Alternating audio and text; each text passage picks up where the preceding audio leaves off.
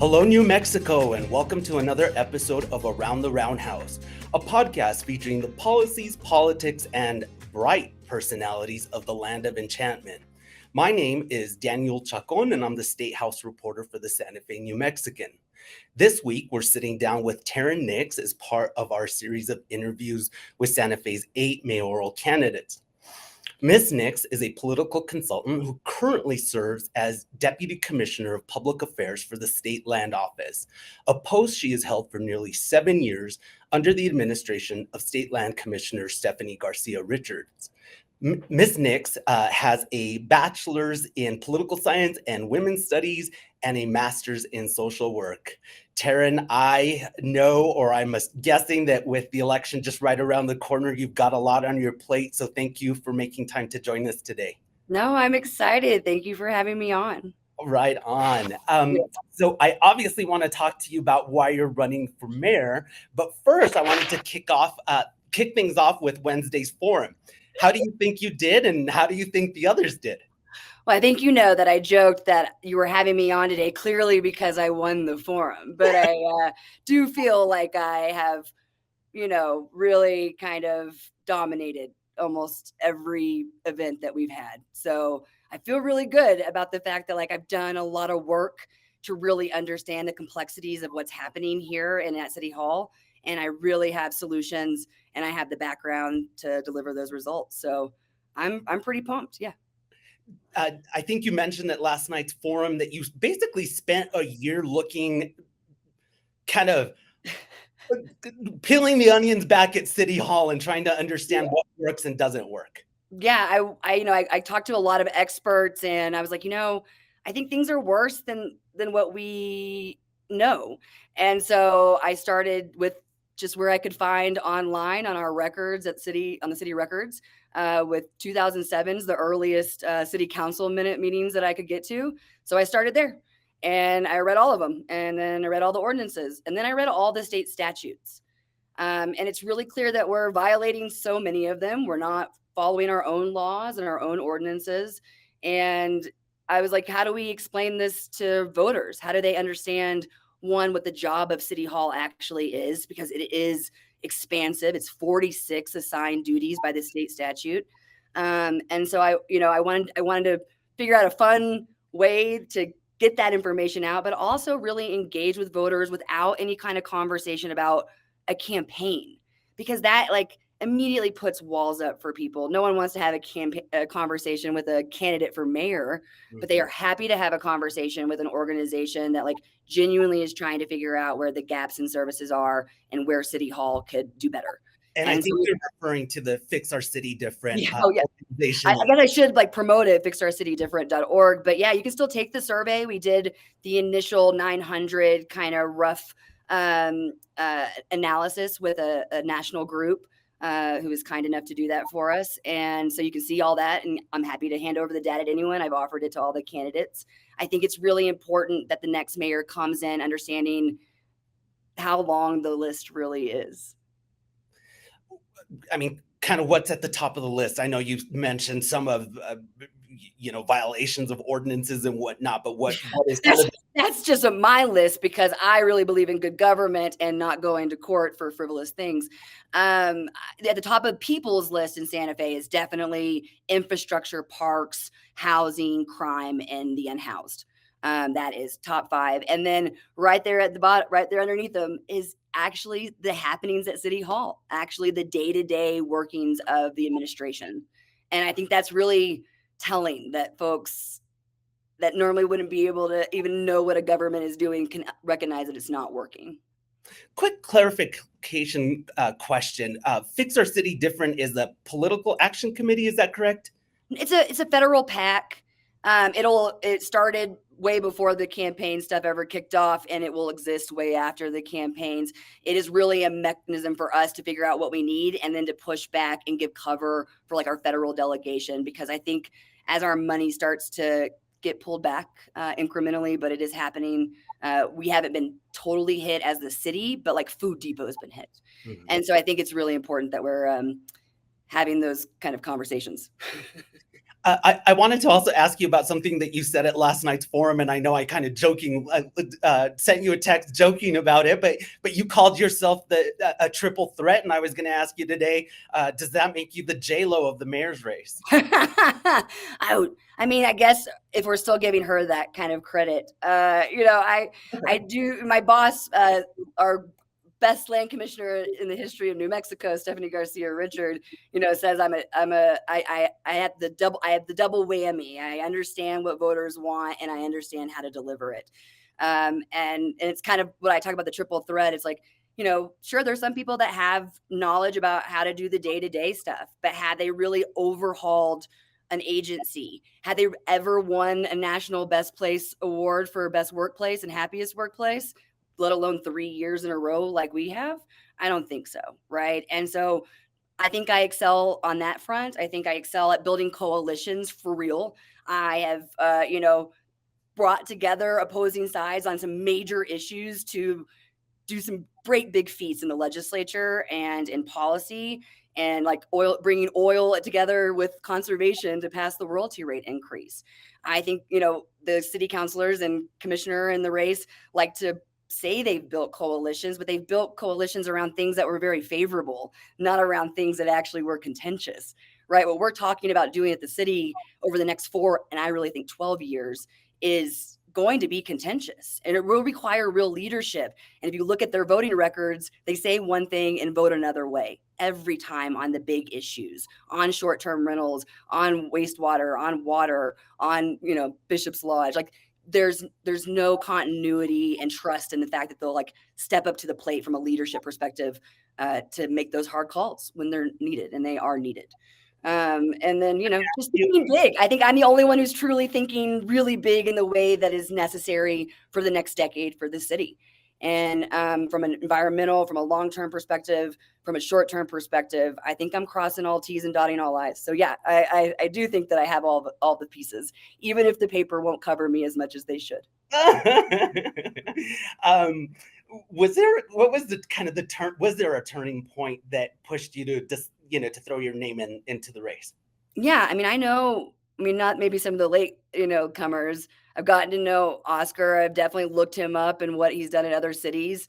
And he might have gotten some things done, but not at the expense of his job or all the relationships being burnt to the ground, right? Like that's not what this community needs. We're divided and fractured enough. And so, I know the electeds, because that's been my job, is to know them. And I know that while they can say all the right things, when it push comes to shove and putting real experts, and real project managers and real great, brilliant managers in place, I don't think they'll do that. I think they'll hire yes men and women. I think they'll work on their pet projects as opposed to working on the public health, public safety needs that are pressing and legally required for us to focus on first. And so I think, I don't mind standing in the fire. I think that the rest of them aren't very good at it. That's a pretty blunt statement to make. Are things heating up in the mayor's race? Because I got the sense last night that there were a couple little verbal jabs here and there. Yeah, And I think it's like at some point you just get tired. Like Michael saying that he's going to solve the short-term rental debacle and not acknowledging the fact that he caused it. Like he voted for it. He didn't think critically through the map, through any of the rulemaking to avoid it. He knew that we have a wastewater treatment plant issues, never sounded the alarm, never called for a new plant. In fact, said yes to the dumping the toxic waste in a new pipeline, right? So like I'm frustrated. I'm frustrated that Oscar says he fixed homelessness in Austin. Like, I mean, that's a broad thing, right? Like everything that I say is backed up, not only by me, but by my record. I'm not taking credit for stuff that I didn't help implement. They take a lot of credit for things they didn't actually do. They don't know the minutia of day-to-day government. And so that's, I did have conversations with most people. So before getting into this race and before even starting the organization, I thought we were all on the same page, but now we have 8 people in the race. So, it is what it is, but I still don't think that there's anyone in the race that's going to deliver the true fixes necessary, which is why I, at the end of the day, did get in. among the 8 candidates, although you obviously consider yourself the best choice for Santa Fe. But who do you think is your closest competitor? Who do you think that you're running against? I think it'll come down to me and Michael. What about Which is kind of cool because we're the youngest ones in the race. So that's really, neat for our community, I think. well, what are Michael's Councilor Garcia's state strengths and what are his weaknesses? Why? I'm not spending my time talking about Right. Michael. I'm just curious because you are a political. That is a crazy thing to do to me. The paper already doesn't cover me. I don't think I need to give them more airtime. I mean, literally, I don't even get. They have a hard time even bringing my name into conversation unless it's to say I don't have a chance, which is, I disagree. I've knocked on thousands and thousands of doors already. They haven't. All right, then let's talk about the issues. And I apologize for getting sidetracked there. But I was checking out your website, and you've kind of laid out your policy proposals, and you're talking about doing this within the first 30 days. That's the first 30 days are really figuring out which financial pieces we need to do a forensic audit on. We know at least 20% of our budget's never, and the money that goes through has never really been audited. And I'm not very convinced that the audits that we do are real audits, considering they look exactly like 2008's first audit, and that was not a real audit. So I'm worried. I think we have a cash flow issue. I've talked to the former state treasurer and former state auditor. I don't think I'm off base. I think that, we have a lot of work to do to reorganize, cut waste, and prioritize correctly around our parks, our infrastructure, and our public safety. And I think the other two action items that you're talking about are a wastewater treatment plant movement fast. So there's still about $100 million left at the state that we could capitalize on if we move quickly. There's some other serious money available for blackwater and gray water reuse systems. And I think we should be holding Lanel accountable for some upgrades, because eventually that plutonium is going to hit our water supply and we need to be ready. And those upgrades could also be taking out PFAS and some other things that we're not ready for right now. And then the third thing is emergency action to bring all service providers, community members, organizations, public safety together to figure out what is the need from a mental health, drug rehab, shelter, and encampment zone, and where that space would be. And then we're going to go find the money, and whatever money we can't do, I want to put a bond to voters in the first year on both topics. I'm curious about Lanel. Specifically, how would we hold the lab accountable? Yeah, I don't think it's ever been part of the discussions, but as I went down the rabbit hole about what happens, when I first came here, 12, 13, 14 years ago, I sat in on a meeting because I was up in Los Alamos about the plumes and about like their projections. And they're like, don't worry, it's not going to come close. And now where we're at is like, oh, we're there. We're going to have to, in the next decade, seriously be ready for what that looks like. And that's not only from the water intake, that's from what we're putting back out downriver as well. We can't, continue to dump on La Cienega and Cochiti like we have. And so, yeah, those are the three things you can expect to see fast movement on, as well as just internal processes being streamlined and red tape being cut. If you can't point to a law or an ordinance to tell me why we're doing something that doesn't work, then we're not doing it anymore. And that was something that when I came into the land office, I found so frustrating when I'd ask people, hey, why do we do that? And they'd be like, I don't know, it's just how we've always done it. And then when we actually went and looked, there was nothing that was making us do, horrible business practices or bad environmental practices. It was just how it had been done. And I don't accept that. That's not a line that I accept. You mentioned your work at the land office and some of the accomplishments, including the royalty rates. What's your proudest accomplishment at the land office?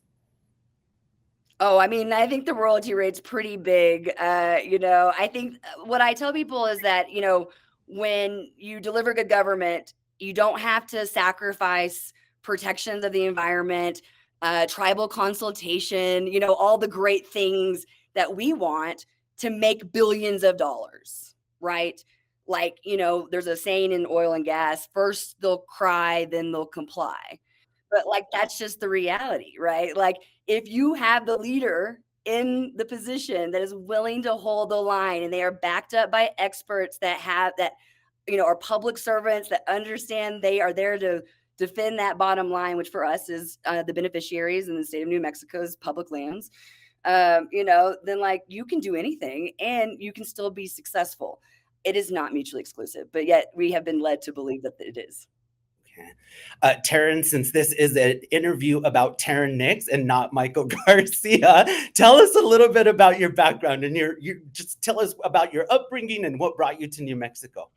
Yeah, I grew up in Texas. No shocker that I'm not from here. I got here as fast as I could, as reversed old Texas saying, but that's how I felt when I got talked into coming out here in 2012 to take over Stephanie Garcia Richards' house race that covered Los Alamos and Santa Fe.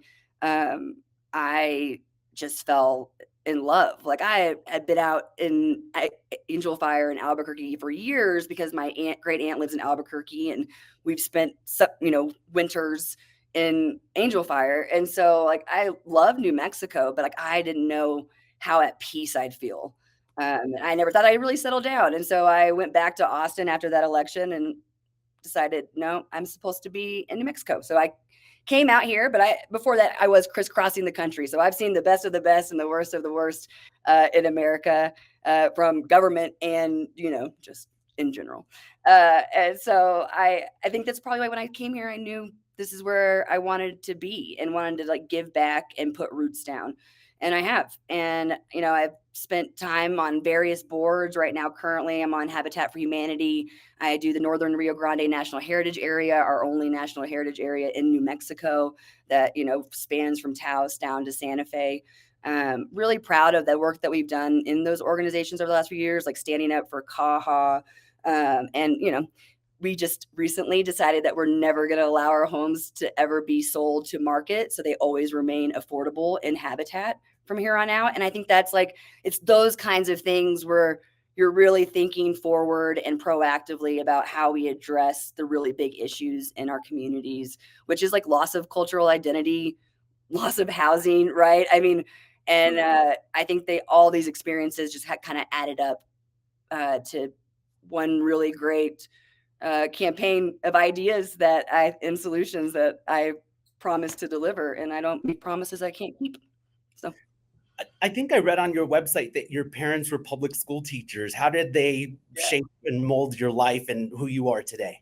Yeah, I mean, I am fortunate that I have two parents that are brilliant, and my mom worked her way all the way up the education ladder, and my dad ended up becoming a bigwig in IBM. He ended up leaving education for computers, but it's a whole family from both sides have teachers. I really truly believe in public education. I think the more that we can do as a city to support the schools is vital. I want to see way more programs expanded at the community college to start doing vet tech and medical training and renewable energy and the things that are the up and coming kind of future careers to get our high school kids into a track that will make them money, that will allow them to stay, right? And I think while I appreciate the effort of the teen center, I guess, I mean, like Warehouse 21 was so cool, and like our teens are desperate. I had a whole high school crew going out with me door to door this spring. And when they had a whole list of stuff they'd love to see here, just anything that's not just going to a half mall, and I want that for them. I want them to not only want to, have a good time on a daily basis here, but I want them to want to come back once they're done with college. And if they don't want to go to college, then have a pipeline. I want the internships programs back too in our city. I don't understand why those seem so minuscule in terms of dollars that it costs to like give kids work experience and to potentially even get a job after high school and get into the pipeline from a city perspective.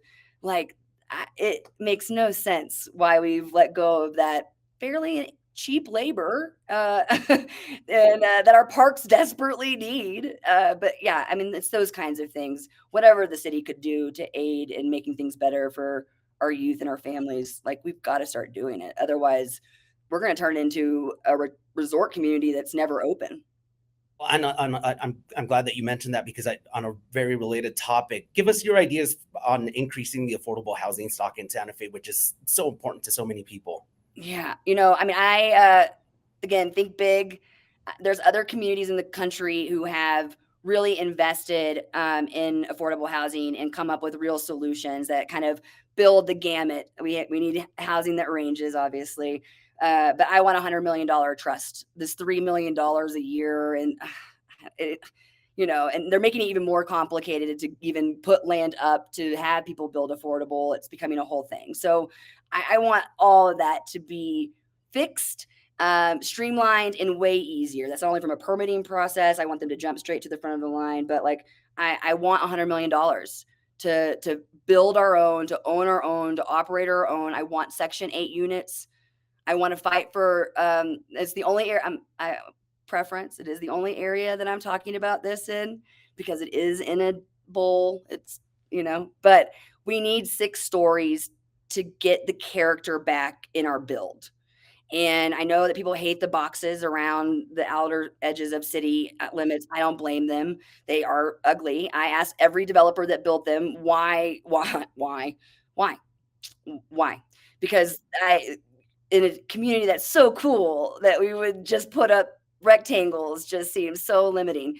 And they all said the same thing. The parking requirements make us, you either have to have street parking, which most of it doesn't, or you have to have that first layer, which is for parking. They only get 3 stories. They need 6 in order to accommodate all the parking needs and to offset costs. And that's from a developer standpoint. If the city's owning and operating it, that means every unit could be affordable. But what other cities have done is basically keep 1 or 2 on each floor that are at market rate to offset all the other costs. So it's still recouping the money that you're, offsetting with affordable units. But we need hundreds of Section 8 housing. We need hundreds of, homes for, 30 to 80, 80 to 120. I mean, like, there isn't an area that we're maxed out in right now, except for homes that are over $1.5 million, right?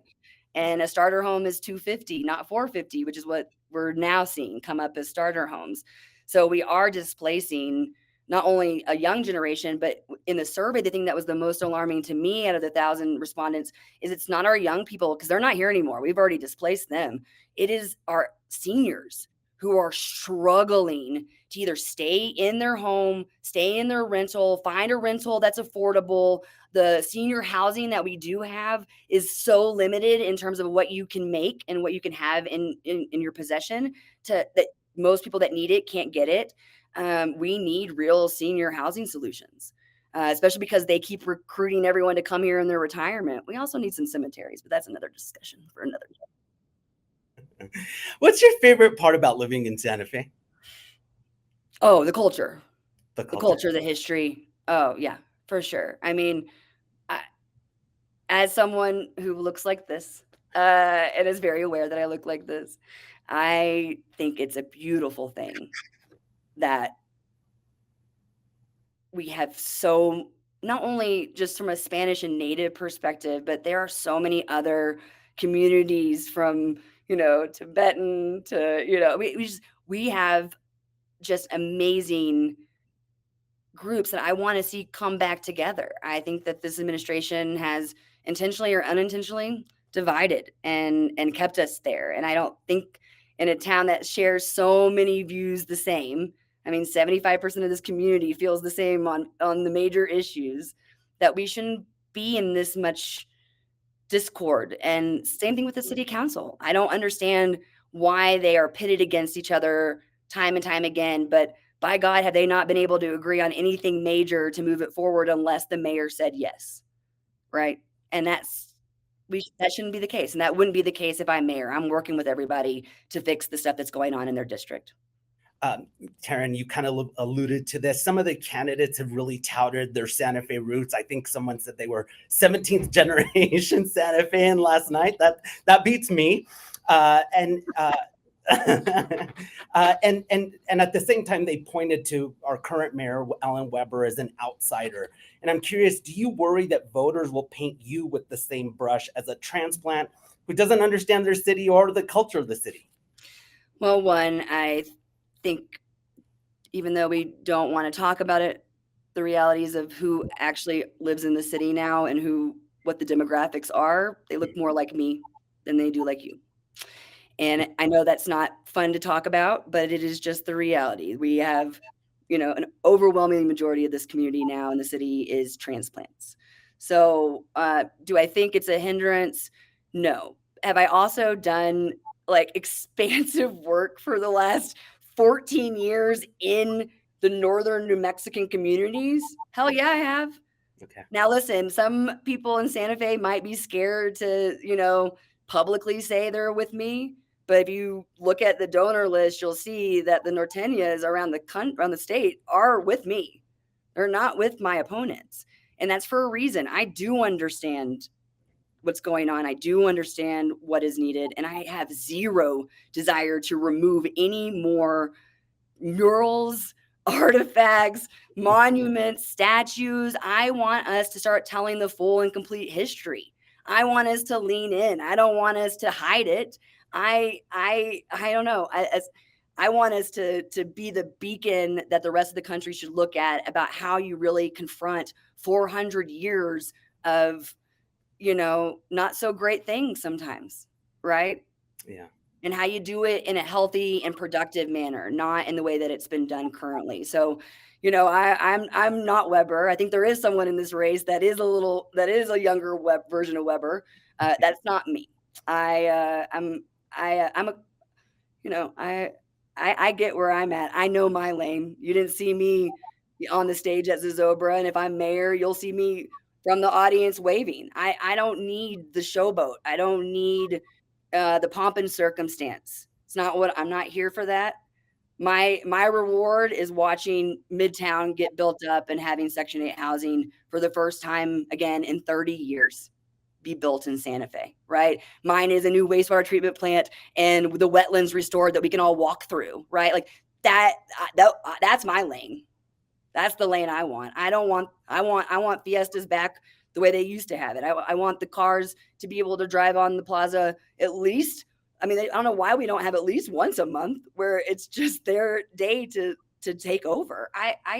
Again, we're not ever having the right conversations with any part of the community. So I wouldn't be me. I love to have those conversations. I thrive on them. I have buildings already identified from talking to Hilario Romero about just to make historic. So they have to be, saved. Okay. This administration's allowed them just to be demolished. So we are not the same from a land management perspective. Well, you brought up monuments, and I've asked all the mayoral candidates on their thoughts about the what we should do about the obelisk. Or yeah, we have to rebuild it. Period. We should have rebuilt it without having to go to court and spending $1.5 million. What a waste of taxpayer dollars that was.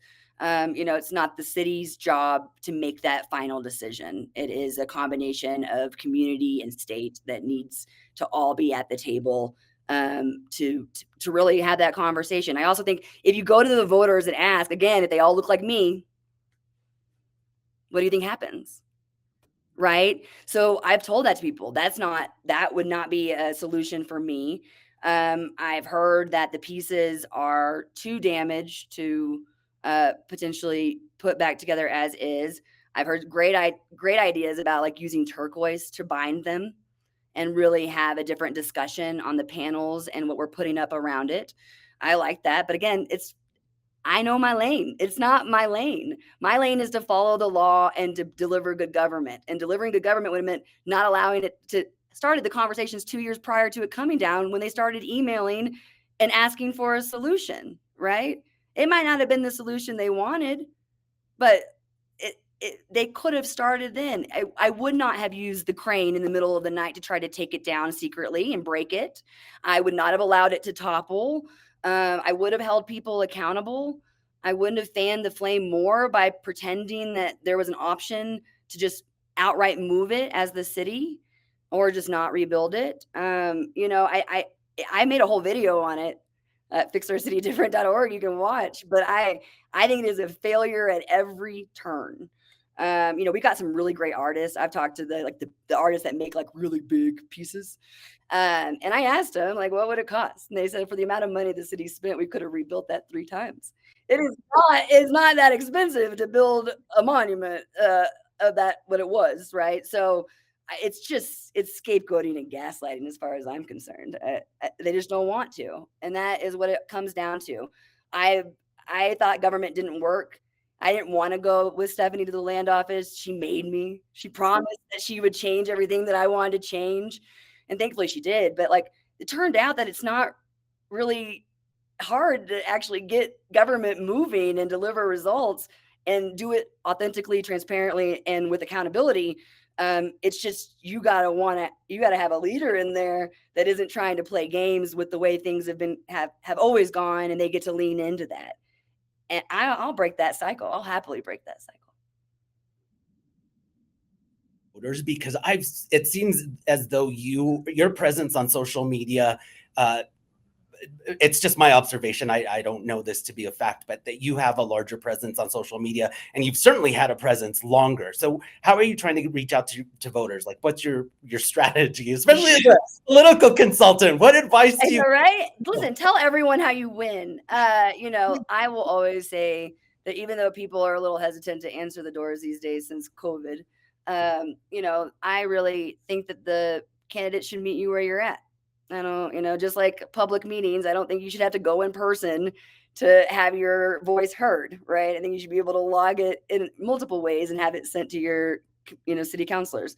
I don't know why we, kind of continue down the path that we do go down on that front. But I want folks to, know that, like, if you see me out or see, or see one of my people out, no, I'm just somewhere in that neighborhood. Like I'm not sending anyone out if I'm not out.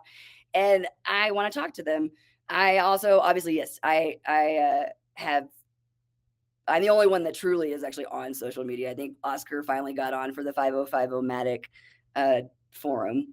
But yeah, no, I mean, I'm actively trying to engage. 70% of our community does not vote in the municipal elections when they could.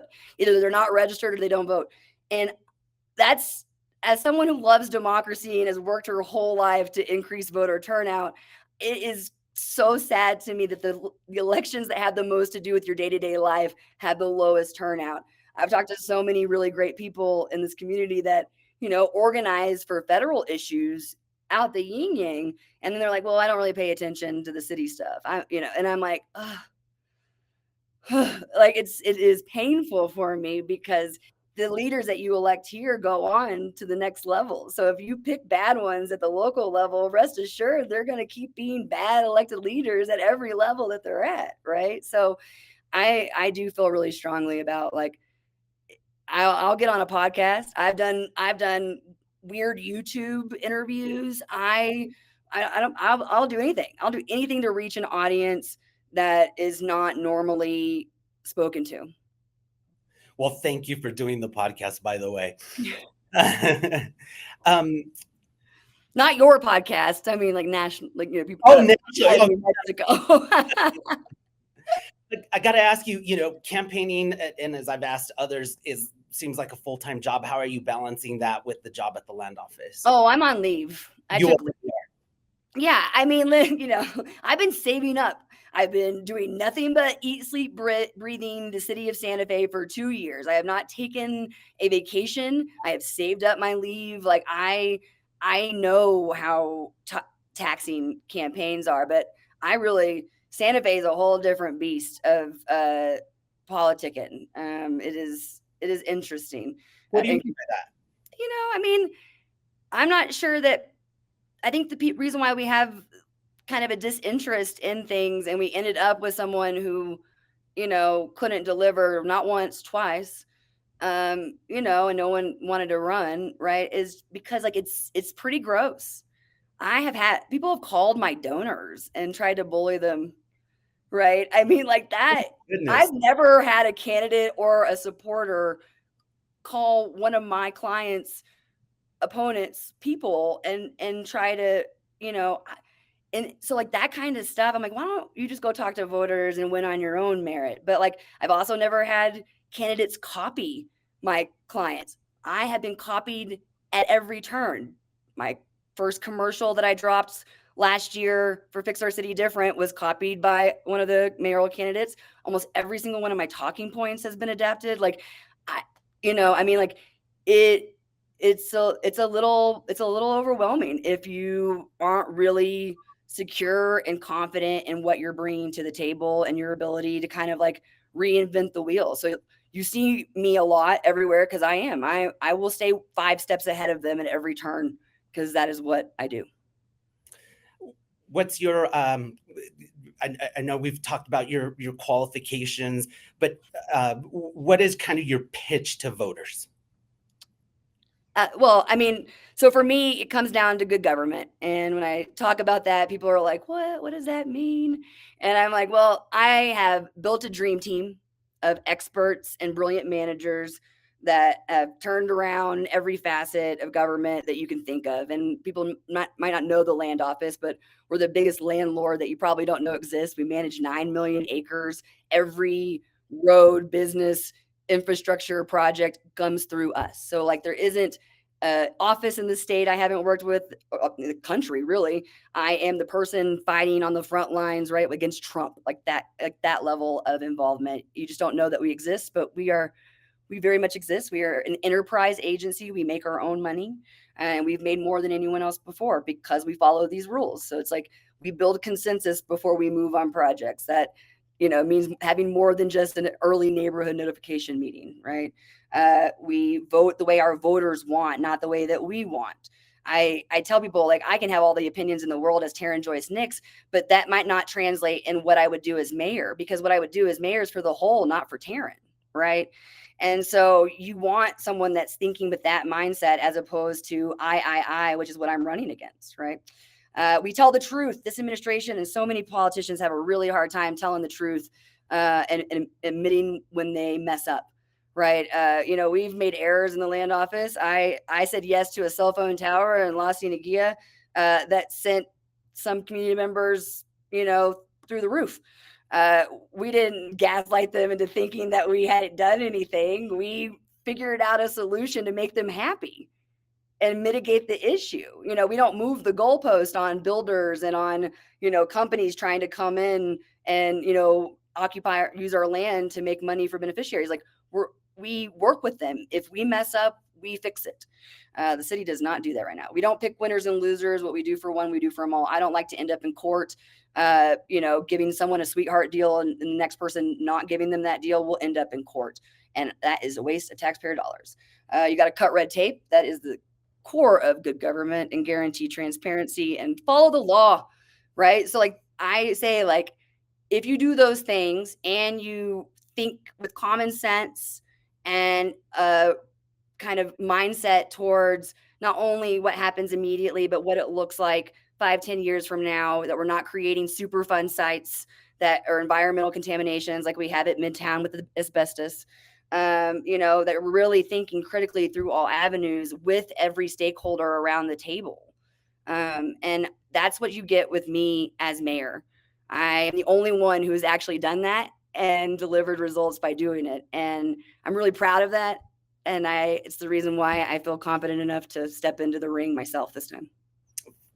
Well, Tarin, it's been so nice to have you on the podcast. Is there anything I'm missing to ask you? Any topic that you'd like to cover that I, didn't ask about? Oh, I mean, I could go on for days. I would say that if you have an idea or want to hear about something specific that I haven't talked about, I have my calendar on my website, teamtarin.com. You can go pick a day, time, location, and I show up. I've had hundreds of Santa Feans do that. I'm so fortunate for that. I am blessed that they have let me into their homes and really given me some personal information that has allowed me to have these kind of conversations about knowing how to move forward quickly. So I tell everyone, save my phone number, 505-690-8658. You should have your next mayor's phone number in your phone. I don't play favorites. If there's a problem, I want to hear about it because I want to fix it. I don't need more Jay Bakers. I just want to get the job done. All right, Tarin, always a pleasure to speak Yeah. with you. And thank you so much for joining us. And thank you to our viewers and listeners for tuning into Around the Roundhouse.